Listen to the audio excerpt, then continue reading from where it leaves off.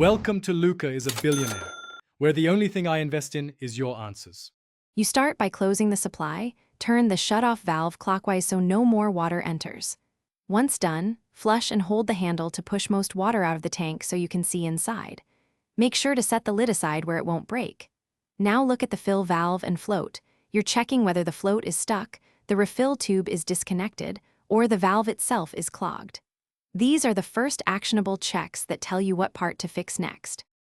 Next, you test the mechanism. Pinch and lift the float to see if it snaps the valve open and closes when lowered. This shows how the valve responds. Then inspect the small refill tube that feeds the overflow. Make sure it's attached and not clogged or pinched. If lifting the float makes water flow but it won't stop or won't start, gently tap the valve to dislodge debris. If cleaning doesn't fix it, shut water off and prepare to remove the old fill. Finally, restore water slowly while watching the valve and float. Adjust the float height so the tank fills to the manufacturer's mark or about 1 inch below the overflow tube.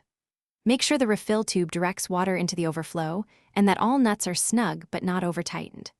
Once filled, flush to confirm proper operation and inspect for leaks around the base and fittings. If it still won't refill, the problem is either low supply pressure or a faulty valve. Replace the valve and recheck the system.